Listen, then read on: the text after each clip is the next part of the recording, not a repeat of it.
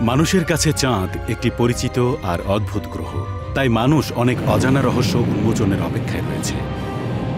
চ্যাং-ই-3 চন্দ্রপ্রোব সফলভাবে চাঁদের পৃষ্ঠে ধীরভাবে অবতরণ সম্পন্ন করেছে।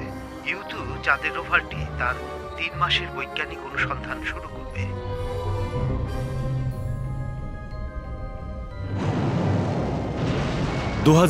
সাল থেকে লুনার এক্সপ্লোরেশন প্রোগ্রাম চাঁদের চারপাশে অনুসন্ধান এবং চন্দ্রপৃষ্ঠে ধীরভাবে অবতরণ সম্পন্ন করছে। এর পরবর্তী লক্ষ্য চাঁদের পৃষ্ঠ থেকে নমুনা এবং চাঁদের মাটি সংগ্রহ করা। বিভিন্ন জটিল প্রযুক্তি ব্যবহার করে মাটি পৃথিবীতে আনা হবে। প্রতিটি পদক্ষেপ এক একটি চ্যালেঞ্জ, সেই সাথে চীনের মহাকাশ শিল্পে একটি নতুন অবস্থান তৈরি করে। বেইজিংয়ের চায়না একাডেমি অফ স্পেস টেকনোলজিতে প্রকৌশলীরা লুনার এক্সপ্লোরেশন প্রোগ্রামের একটি বড় অংশ চ্যাং-ই-5 লুনার প্রোব তৈরি করেছেন। এই সমস্যা কাটিয়ে উঠতে মূল কেন্দ্র ঘুরে দেখতে পারি, তাই না? হ্যাঁ হ্যাঁ। লাই জিয়াওমিংয়ের দল চাঁদের মাটি খনন পরীক্ষার জন্য দায়িত্বপ্রাপ্ত। আমরা চাঁদ থেকে নমুনা পৃথিবীতে ফিরিয়ে আনব। ড্রিল বা খনন অনুসন্ধানের আরেকটি রূপ মাত্র। চাঁদে গর্ত তৈরি করা এবং নমুনা সফল কিনা তা নিশ্চিত করার জন্য লাই জিয়াওমিংয়ের দল 6 বছর ধরে পরীক্ষা চালিয়ে যাচ্ছে।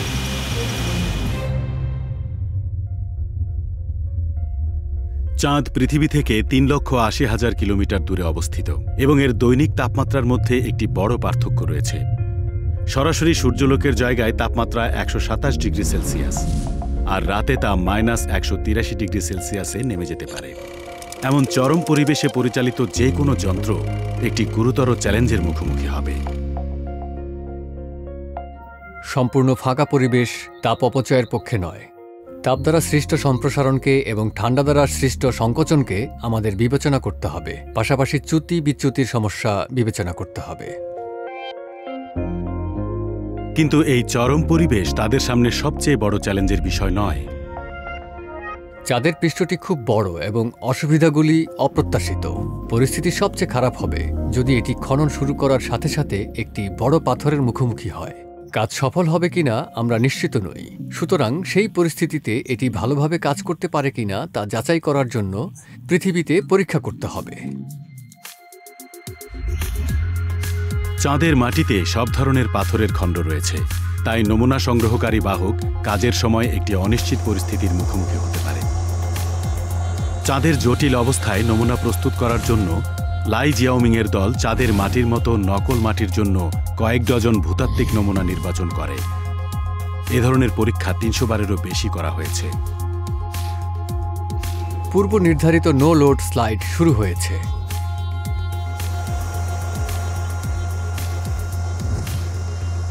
পূর্ব নির্ধারিত সংকেত পাঠান।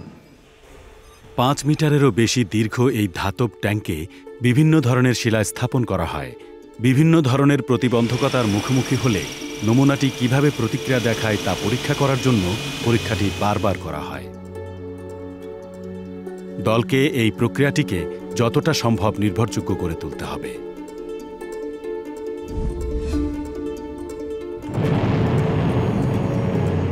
চাঁদে খনন কাজ এবং নমুনা সংগ্রহ চন্দ্র অভিযানের অংশ মাত্র। চাঁদের মাটির বাহক মাটি উত্তোলনের পর আরেকটি গুরুত্বপূর্ণ মুহূর্ত আসে। বাহককে পৃথিবীতে পাঠানোর জন্য পর্যাপ্ত জ্বালানি থাকবে না, তাই একে কক্ষপথের সাথে সংযুক্ত করে চাঁদের মাটিকে রিটার্ন ক্যাপসুলে স্থানান্তর করতে হবে। এটি শেষ পর্যন্ত নমুনাগুলিকে পৃথিবীতে ফিরিয়ে আনবে। চাঁদের দূরবর্তী কক্ষপথে তাদের একসাথে সংযুক্ত হয়ে মিলে যাওয়ার কাজ শেষ করার জন্য মাত্র 3.5 ঘন্টা ছিল। সামান্য ভুল পুরো প্রকল্পকে ব্যর্থ করে দেবে। এই প্রথমবারের মতো আমরা চাঁদের কক্ষপথে কানেক্ট এবং ডিসকানেক্ট করছি। নতুন লক্ষ্য নতুন চ্যালেঞ্জ নিয়ে আসে। ঝেন ইয়ংজির দল রন্ডিভিউ অ্যান্ড ডকিং পরীক্ষা শুরু করার প্রস্তুতি নিচ্ছে। চাঁদের কক্ষপথে এই কাজটি করতে অনেক অসুবিধা কাটিয়ে উঠতে হবে। 2 মহাকাশযানের এই মিলন পৃথিবী থেকে অনেক দূরে সম্পন্ন হবে। আমরা এখান থেকে তেমন কোনো সাহায্য করতে পারবো না। এর নিয়ন্ত্রণ ব্যবস্থার নকশাতেও অসুবিধা যোগ করে। তাই চাঁদে সবগুলো সিস্টেম স্বয়ংক্রিয়ভাবে চলবে।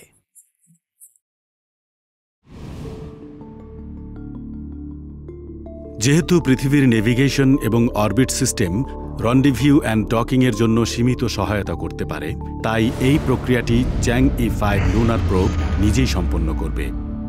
প্রকৃতপক্ষে ঝেং ইয়ংজির দলকে চ্যাংই-5 লুনার প্রোবের জন্য একটি মস্তিষ্ক এবং একজোড়া চোখ তৈরি করতে হবে। আমাদের পরিমাপ সেন্সরগুলো বুদ্ধিমানভাবে পরিচালনা করা প্রয়োজন, যেন স্টার সেন্সর কাজগুলো সম্পন্ন করতে পারে এবং স্বয়ংক্রিয়ভাবে ত্রুটিগুলো শনাক্ত করতে পারে।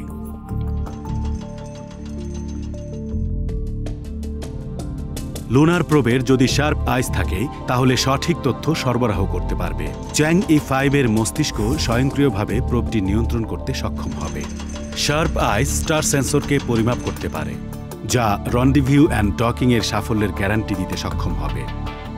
এই সুষ্ঠু পরিচালনা নিশ্চিত করার জন্য ঝেং ইয়ংজির দল একজোড়া শার্প আইসের জন্য নতুন সরঞ্জাম নিয়ে আসে, যেন তারা আজকের পরীক্ষায় সমাধানের কার্যকারিতা যাচাই করতে পারে। অপটিক্যাল ফাইবার যোগাযোগ কি স্বাভাবিক আছে?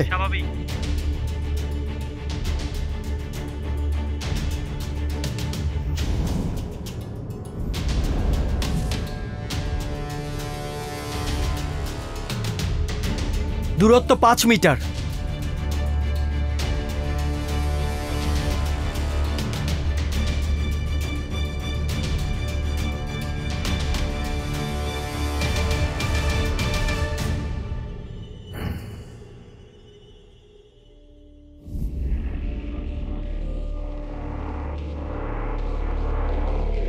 এই পর্যন্ত বিশ্বের মাত্র 12 জন মানুষ চাঁদের নির্জন ও রহস্যময় পৃষ্ঠে পা রেখেছেন। তবে আমাদের নিজস্ব গ্রহের চরম গভীরতায় আরও কম যাওয়া হয়েছে।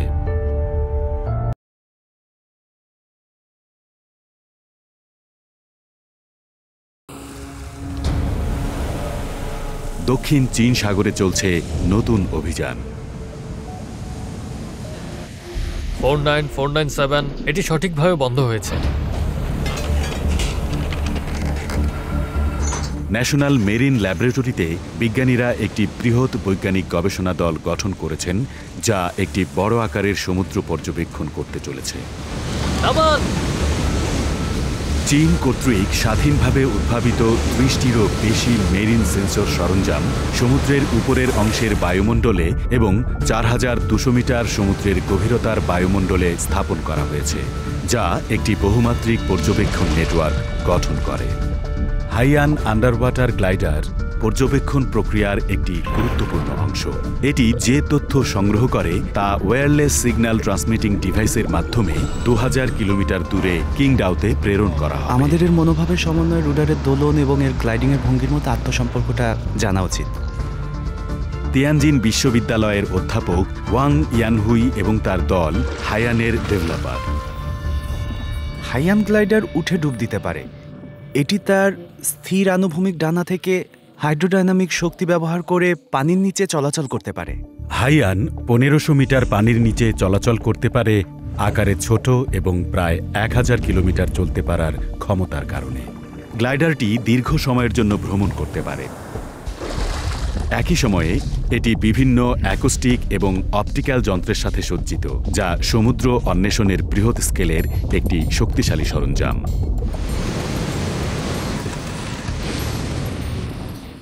সারা বিশ্ব জুড়েই সর্বদা প্রযুক্তিগত নিষেধাজ্ঞা রয়েছে এবং এটা আমাদেরকে মেনে চলতে হয়। এজন্য গভীর মনোনিবেশ দরকার হয়। আমরা যদি কেবল অনুকরণে খুশি হতাম তবে আমরা কখনোই শ্রেষ্ঠত্ব অর্জন করতে পারতাম না। সুতরাং উদ্ভাবনী প্রতিযোগিতার একমাত্র উপায়। 10 বছরের গবেষণার পর ওয়াং ইয়ানহুয়ের দল হাইয়ান প্রকল্পটি চীনের সর্বোচ্চ সামুদ্রিক বিজ্ঞান গবেষণা প্রতিষ্ঠান national laboratory for marine science and টেকনোলজিতে স্থানান্তরিত করে। 2000-এরও বেশি দেশি বিদেশি সমুদ্র বিজ্ঞানী এবং 10টিরও বেশি গবেষণা জাহাজ এখানে সবচেয়ে অত্যাধুনিক বৈজ্ঞানিক গবেষণায় নিয়োজিত রয়েছে। মহাসাগরের রহস্য উন্মোচনের জন্য বিজ্ঞানীরা একটি ত্রিমাত্রিক নেটওয়ার্ক পর্যবেক্ষণ প্রকল্পের কাজ করেন, যা সমুদ্র অঞ্চলের পরিধি, সময়কাল এবং ব্যবহৃত সরঞ্জাম পরিমাণের ক্ষেত্রে নজিরবিহীন। 2017 সালের 20 আগস্ট দক্ষিণ চীন সাগরে বৈজ্ঞানিক গবেষণা শেষ করার পরে হাইয়ান ফিরে আসে। দক্ষিণ পূর্ব মহাসাগরে সৃষ্ট গ্রীষ্মমণ্ডলীয় নিম্নচাপটি টাইফুন হাততে পরিণত হয়েছে। বর্তমানে টাইফুন কেন্দ্র থেকে 50 নটিক্যাল মাইল উত্তরে 5টি হাইয়ান গ্লাইডার বৈজ্ঞানিক গবেষণার কাজ করছে। টাইফুন আসার আগে তাদের চলে যাওয়া উচিত নাকি আরও সঠিক তথ্য পেতে টাইফুন বা ঝড় এলাকায় প্রবেশ করা উচিত, এই নিয়ে ওয়াং ইয়ানহুই দ্বিধায় রয়েছেন। পর্যবেক্ষণ তথ্যের অভাবের কারণে টাইফুনের সঠিক পূর্বাভাস পাওয়া বিশ্বব্যাপী একটি সমস্যার বিষয়। হাইয়ান গ্লাইডারগুলি যদি তথ্য পেতে টাইফুন কেন্দ্রে প্রবেশ করে তবে তারা ক্ষতিগ্রস্ত হতে পারে বা হারিয়েও যেতে পারে।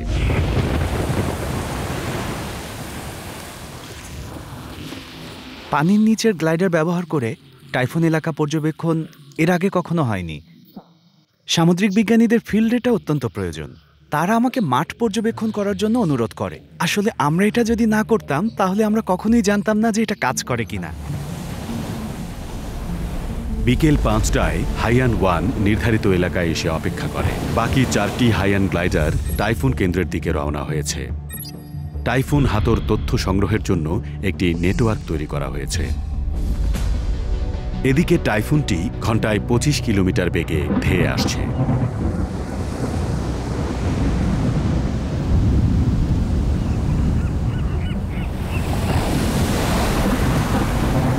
আমরা 50 থেকে 100 কিলোমিটার ব্যবধানে সর্বমোট 5টি গ্লাইডার সাজিয়েছি। টাইফুনটি রাত 8টায় প্রথম গ্লাইডার অতিক্রম করে। তবে দ্বিতীয় গ্লাইডারটি 50 কিলোমিটার দূরে তার আগমনের জন্য অপেক্ষায় থাকবে।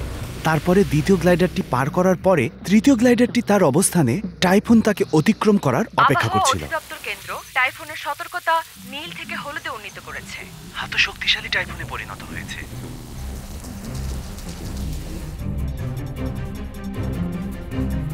এটি একটি যন্ত্রণার রাত। হাইয়ানের কাছ থেকে একবার তথ্য আসে, আবার থেমে যায়। 2টি গ্লাইডারের 3 ঘন্টা পর পর আমাদের সাথে যোগাযোগ করার কথা ছিল, কিন্তু তাদের কাছ থেকে কোনো বার্তা আসেনি। রাত 1টায় আমাদের প্রথম তথ্য পাঠানোর কথা ছিল, কিন্তু তখনও কিছুই দেখা গেল না। সেই সময় আসলে আমার অনুভূতি কেমন হয়েছিল যেন আমি আমার নিজের সন্তানকে হারিয়েছি। আমার অনুভূতি কেমন ছিল আমি সেটা সত্যি ভাষায় প্রকাশ করতে পারবো না। হাতো এখন উত্তর পশ্চিম দিকে অগ্রসর হচ্ছে। উপকূলীয় অঞ্চলে এটি আরো তীব্র হতে পারে বলে পূর্বাভাস দেওয়া হয়েছে।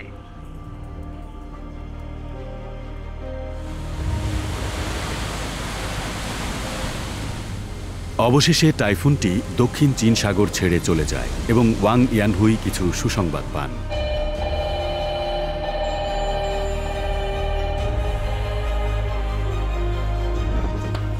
হাইয়ান গ্লাইডারগুলি 20 ঘন্টারও বেশি সময় ধরে টাইফুনের সাথে লড়াই করার পরে উপাত্ত নিয়ে ঘাঁটিতে ফিরে এসেছে। সত্যি আমি স্বস্তি পেলাম। আমি জানতাম যে এই হাইয়ান গ্লাইডারগুলো একটা সত্যিকারের পরীক্ষার মধ্যে দিয়ে গেছে। তারা সমুদ্রের টাইফুন থেকে বেঁচেছিল, সুরক্ষিত ছিল, আর এটি ছিল চীনের এ ধরনের প্রথম প্রচেষ্টা, সফল প্রচেষ্টা।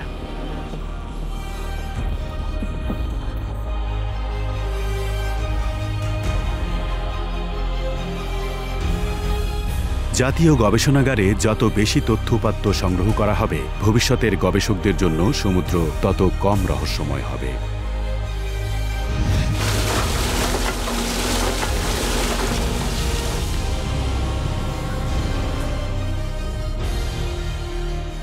হাইয়ান গ্লাইডারগুলি আবার যাত্রা শুরু করার জন্য প্রস্তুত হয় আর আগের চেয়েও আরও গভীরে এবং আরও দূরে যাওয়ার চেষ্টা করে।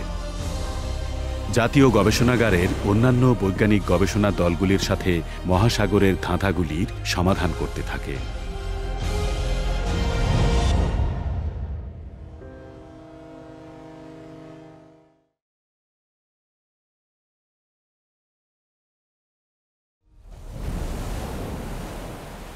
দু 2000 কিলোমিটার দূরে পূর্ব চীন সাগরের উপকূলে আরেকটি যুগান্তকারী প্রকল্পও একটি সংকটপূর্ণ পর্যায়ে প্রবেশ করেছে।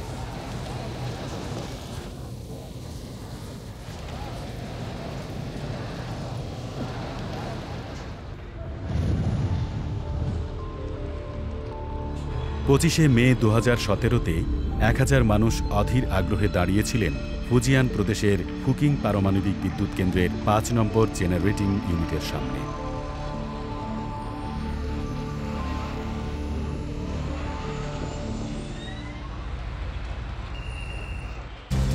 হুয়ালং 1 প্রযুক্তি ব্যবহার করে প্রথম পারমাণবিক বিদ্যুৎ প্রকল্পে একটি গম্বুজ উত্তোলন এবং স্থাপন করার কথা ছিল, যেটি ঘরোয়াভাবে তৃতীয় প্রজন্মের চুল্লির নকশায় তৈরি করা হয়েছে। ফুকিং পারমাণবিক বিদ্যুৎ কেন্দ্র হল চীনের মূল ভূখণ্ডের ৯ম পারমাণবিক বিদ্যুৎ কেন্দ্র। ১ মিলিয়ন কিলোওয়াট পারমাণবিক শক্তি জেনারেটরের ৬ সেট ৫ বছরের মধ্যে সম্পন্ন হবে। তারা বছরে ৫০ বিলিয়ন কিলোওয়াট ঘন্টা বিদ্যুৎ সরবরাহ করবে।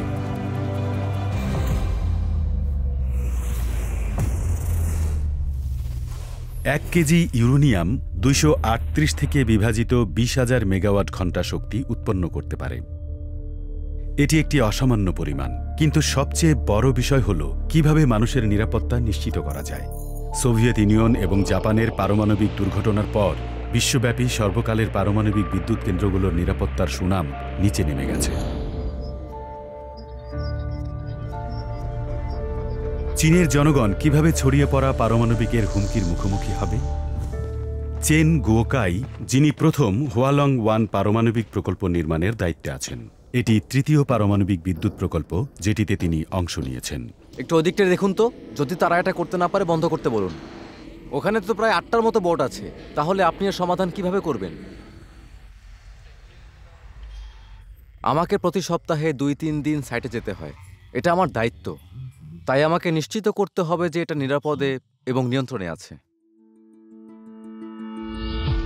তৃতীয় প্রজন্মের পারমাণবিক শক্তি প্রযুক্তি পারমাণবিক শক্তির বাজারে বিশ্বব্যাপী সবচেয়ে বেশি ব্যবহৃত হয় এর নিরাপত্তা এবং দক্ষতার কারণে, কিন্তু মাত্র কয়েকটি দেশ এটি আয়ত্ত করতে পেরেছে। ২০১৫ সালে প্রথম পারমাণবিক বিদ্যুৎ প্রকল্প চালু করা হয়েছিল হুয়ালং 1 প্রযুক্তি ব্যবহার করে। মাত্র ১ বছরে ৩০,০০০ টন রিবার এবং ১,৩০,০০০ ঘনমিটার কংক্রিট ব্যবহার করা হয়েছিল। হুয়ালং 1-এর ভেতরের এবং বাইরের পাত্রের পুরুত্ব যথাক্রমে ১.৩ মিটার এবং ১.৮ মিটারে পৌঁছেছে, যা একটি বড় বিমানের প্রভাব সহ্য করার জন্য যথেষ্ট। হুয়ালং 1-এর সবচেয়ে চমৎকার প্রযুক্তিগত উদ্ভাবনগুলো এই গম্বুজের নিচে রয়েছে।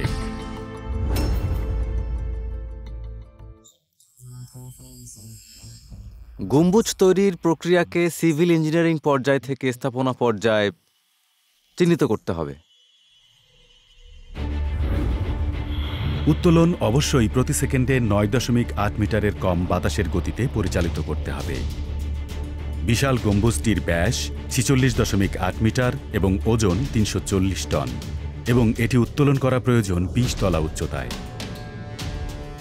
উৎপাদন ইউনিটের ৫ নম্বর গম্বুজটি সফলভাবে উত্তোলন করা হয়েছে।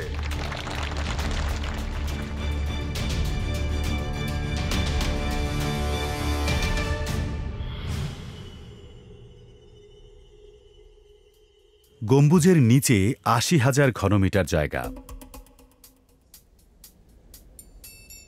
কোনো দুর্ঘটনা ঘটলে বেশিরভাগ পারমাণবিক ছিদ্রগুলো এই বিশাল পাত্রে সীমাবদ্ধ থাকবে। প্রতিস্থাপন প্রক্রিয়া চলাকালীন পারমাণবিক চুল্লিগুলি এই চ্যানেলের মাধ্যমে হুয়ালং 1-এর কোরে পৌঁছে দেওয়া হবে। এখানে এটি একটি শক্তিশালী নিষ্ক্রিয় নিরাপত্তা ব্যবস্থা দিয়ে সজ্জিত, যা তৃতীয় প্রজন্মের পারমাণবিক শক্তি প্রযুক্তি দ্বারা সমর্থিত। যদি হুয়ালং 1 সম্পূর্ণরূপে বাহ্যিক শক্তি হারিয়ে ফেলে, তবে ৩,০০০ টন পর্যন্ত ধারণ ক্ষমতার ৩টি কুলিং ট্যাঙ্ক প্রাকৃতিক শক্তির উপরে নির্ভর করে ৭২ ঘন্টার সুরক্ষা সময় তৈরি করতে পারে। এটি আজ হুয়ালং 1-কে সর্বাধিক ব্যবহৃত তৃতীয় প্রজন্মের পারমাণবিক চুল্লির ডিজাইনগুলোর মধ্যে অন্যতম করে তুলেছে পারমাণবিক শক্তির বাজারে। ৫ নম্বর উৎপাদন ইউনিটের সমাপ্তি চীনের জন্য একটি টার্নিং পয়েন্ট হবে। এটি সমগ্র বিশ্বের প্রযুক্তির সাথে প্রতিদ্বন্দ্বিতা করতে সক্ষম হবে। চীনের অগ্রগতি নবায়নযোগ্য শক্তি, সেতু নির্মাণ, মহাকাশ, বৈদ্যুতিক বাণিজ্য, পরিবহন সংস্থা এবং সুপার কম্পিউটিং ক্ষেত্রে বিশ্বকে এই প্রাচীন দেশটির একটি নতুন ধারণা দিচ্ছে।